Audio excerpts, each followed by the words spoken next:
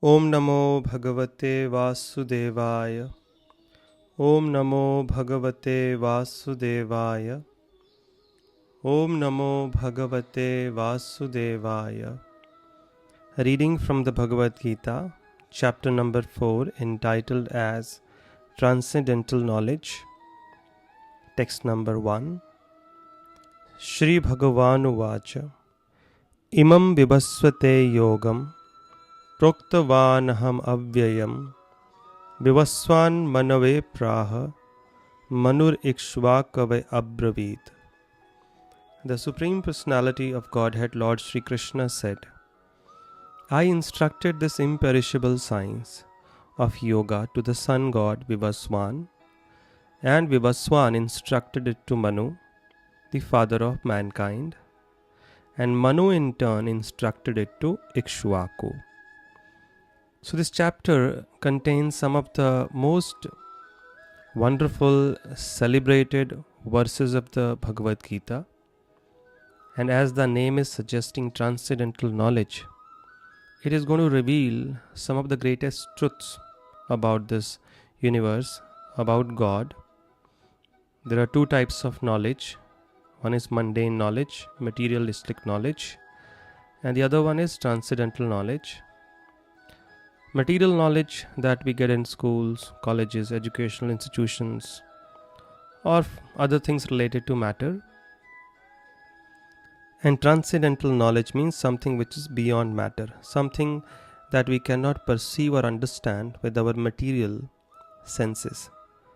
So this knowledge is beyond our comprehension, but the Lord is revealing it to us. So we have to have complete knowledge. What is the definition of knowledge?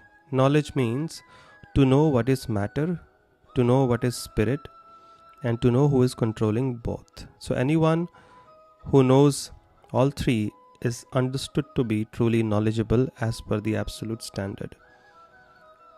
Simply knowing about matter, how to manipulate matter for our own sense gratification is not real knowledge. One must also know the spirit, the soul, because matter on its own has no power. Like if you have a table kept in front of you, it cannot move on its own. The soul has to work to move it, our body itself. If the spirit soul is not there, the body is dead matter. It cannot act on its own. It's dead. So to know what is matter, to know what is spirit, and also who is controlling both. That is the Supreme Lord, that is God. So one who understands all three aspects of knowledge is truly knowledgeable.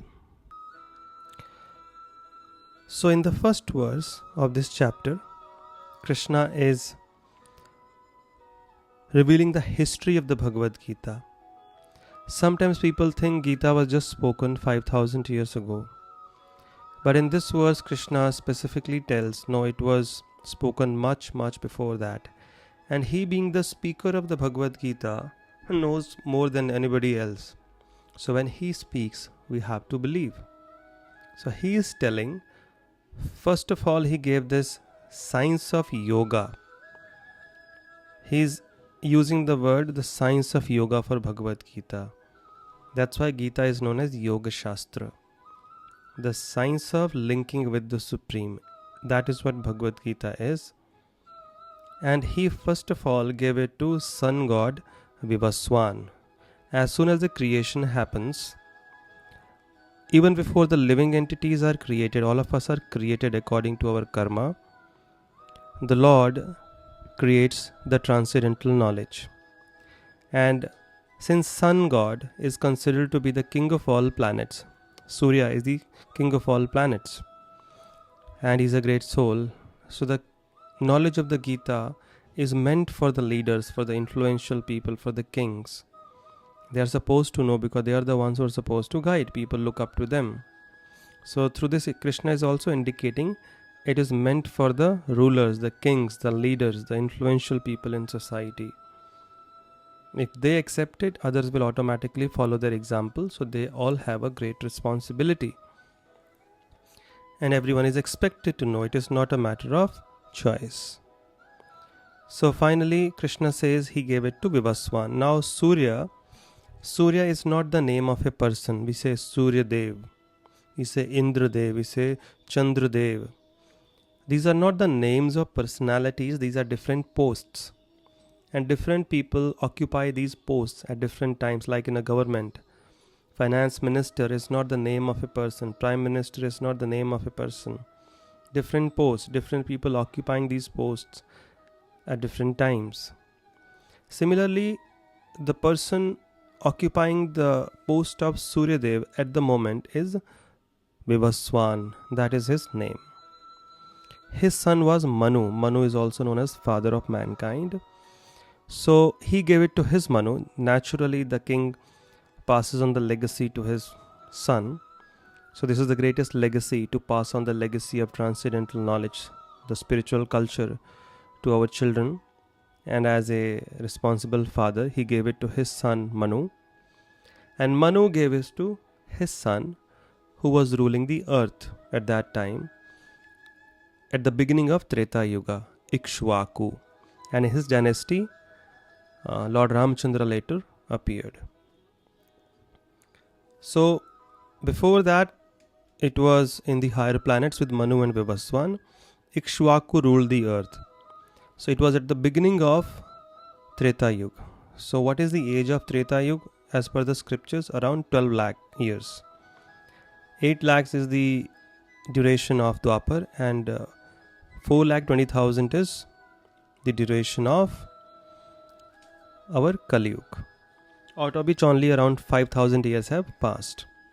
So 12 lakhs of Treta Yuga, 8 of Dwapar plus 5,000, so 20 lakh 5,000. So the Gita has been existing within the creation, not just within the creation, but within the creation it came much before that, when the Lord instructed Sun God.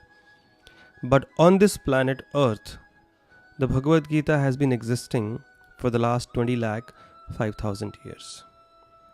But then what happened to it? In the next verse, Krishna speaks. In the first verse, he is telling us the history of the Bhagavad Gita.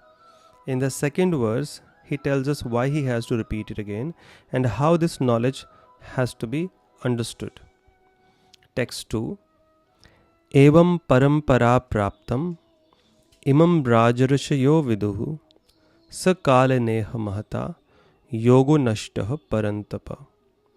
The supreme science was thus received through the chain of disciplic succession, and the saintly kings understood it in that way.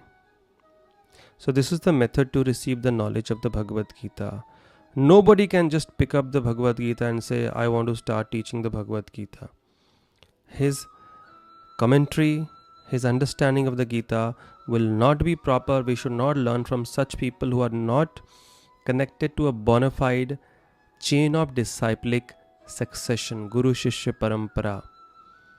He should be connected to at least one of the bona fide disciplic lines. If you remember in the second chapter, while discussing the topic of Guru between text number 7 and 10, you can refer to that audio where I have mentioned there are 4 or 5 authorized disciplic lines. So anyone who is connected to one of these at least, he will be able to give the correct understanding of the Gita. And Krishna is also recommending it has to be understood in that way, because the knowledge of the Bhagavad Gita is a revelation. It cannot be understood simply by knowing the language of English, Sanskrit, Hindi.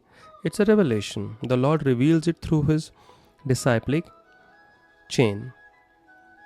So from a bona fide guru, a bona fide representative of God, Krishna, we learn it, then we get the correct understanding. And that's how it was always received, Krishna says. But then he says, Sakaleneha mahata yogo nashtah parantapa. But in due course of time, the succession was broken, and therefore the science as it is appears to be lost. So why did Krishna need to revive it again now, 5,000 years ago? Because with the passage of time, the knowledge was lost. The succession was broken. How does the succession get broken? When people start adulterating the message. For example, I'm sitting in a classroom. The first person in the first bench, I give him a glass of pure milk, and from his side he adds 2 drops of water. Doesn't make much difference. And then everyone who gets it keeps adding 2 drops of water and keeps sipping little bit. By the time it reaches the last person on the last bench, he would have a glass of crystal clear water. That's how things get lost. Adulteration. Purity gets lost. And that's how, and how does it happen? When people in disciplic succession, they don't follow the system. They don't follow the path purely. They deviate. And that's how the succession was broken. So therefore Krishna says it is appearing to be lost. And in text number 3, he tells, now therefore Arjuna, I am reviving it and you are being made the instrument. And why? By answering this why Arjuna is being made the instrument, Krishna is also letting us know what is the qualification to understand the Bhagavad Gita. Who will understand?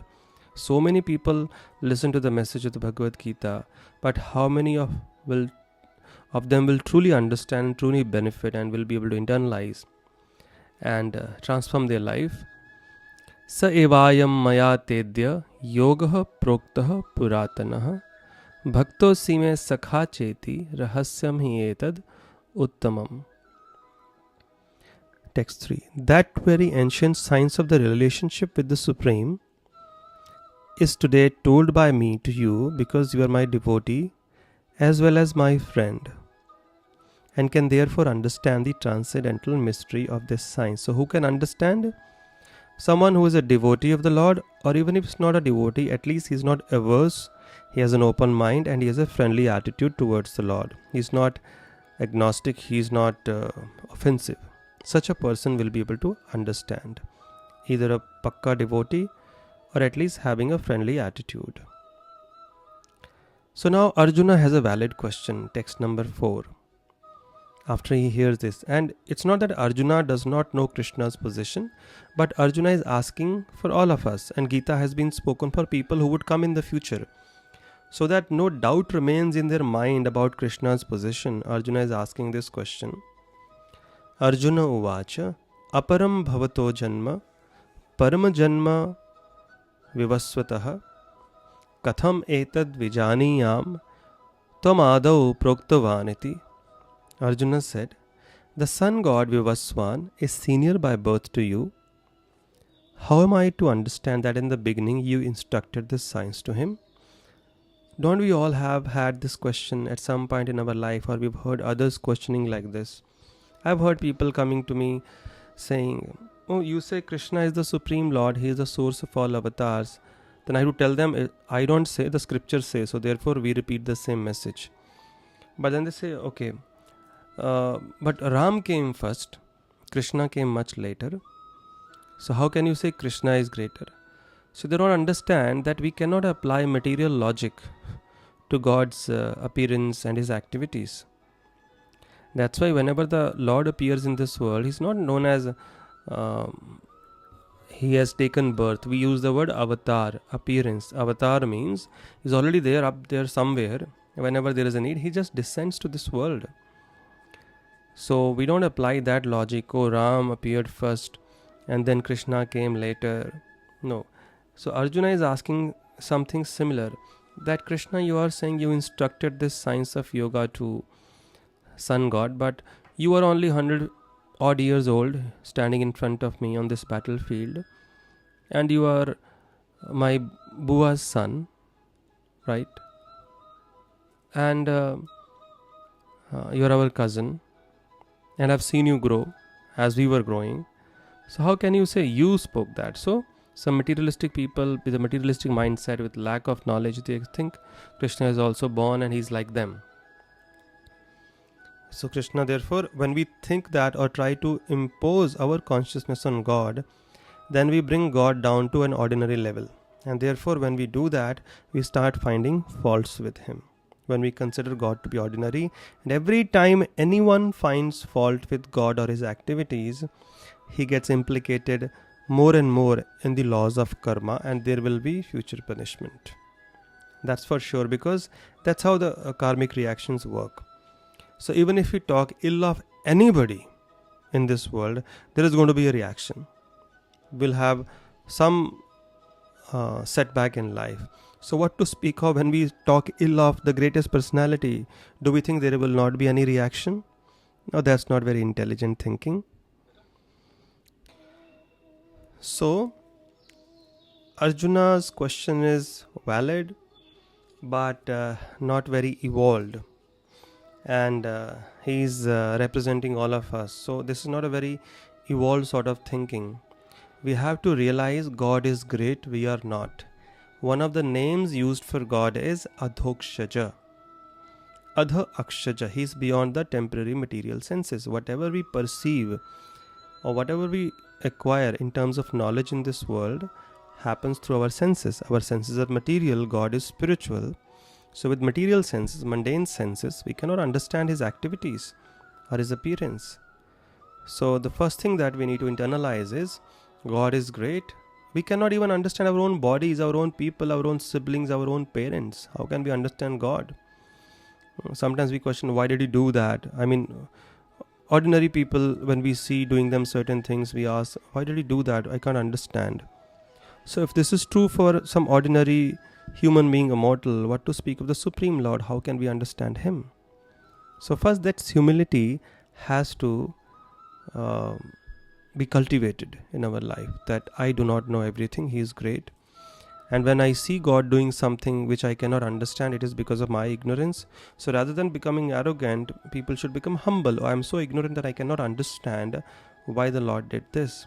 And whenever there is humility, humble attitude, that's when Krishna will start revealing the truth to all of us. Wherever he sees humility, he gets attracted. So Krishna answers, Shri Bhagavanu Vacha. I'll read the next two verses together because they are connected, 5 and 6. Bahuni me vyatitani janmani tavacharjuna tanyaham veda sarvani natvam vetha parantapa. The personality of Godhead said, many births both you and I have passed. I can remember all of them, but you cannot subdue the enemy. Although I am unborn and my transcendental body never deteriorates, and although I am the Lord of all living entities, by my internal energy I still appear in every millennium in my original transcendental form. Ajopi san avyayatma bhutanam ishwaropi san prakritim swamadhisthaya sambhavami atmamaya. So Krishna is saying, my dear Arjuna, many births we have been together. You don't remember, but I remember. Now Krishna could have said, because I am God, I am most powerful, but he is giving simple logic. He is coming down to our level to make us understand. He says, you don't remember, but I remember, because I don't change my body. Whenever I have to appear, I appear in the self-same divine transcendental body. But since you have to change your body, and death means forgetfulness of everything that we've done in the past, so you don't remember, I remember. And I don't die, Krishna is saying. And don't think that I take birth like you. I simply descend in my same body. I don't die, so I'm never born. So don't get confused thinking that I was just born as Vasudeva and Devaki's son. Don't think like that. I'm always there. I just come down in the self-same body. So I've always been existing. So even before the sun god was created. So that's how Krishna makes him understand how he spoke the Bhagavad Gita first to sun god, then to Manu it came down to Ikshvaku, then it was broken. Now Krishna is reviving that same knowledge through Arjuna, and Krishna says, I appear like this in my self-same body millennium after millennium after millennium. So this world is made perfect by God, but by nature matter is imperfect, it's impure. So just to put order in disorder, the Lord has to appear again and again. Why does he need to appear? Leaving his beautiful abode in the spiritual sky, why does he come down to this world? That he explains in the next two verses, which are supposed to be the most famous verses which every Indian knows, which we shall take up in the next podcast. So today we discussed the history of the Gita, how it is around 20 lakh 5,000 years old, then how it is to be received through a chain of disciplic succession from a bona fide guru is connected to a bona fide guru shishya parampara. Who can understand? Somebody who is a devotee and friend. So Arjuna asks, how could Krishna speak to sun god when Krishna was just born? Sun was created a long ago, much earlier. So Krishna answers, no, don't get confused. I'm not like you. Both of us have passed many lifetimes together. You don't remember, I remember, because I don't die. And therefore I don't have to be born. I just appear in my self-same body, millennium after millennium. That's it. Thank you very much.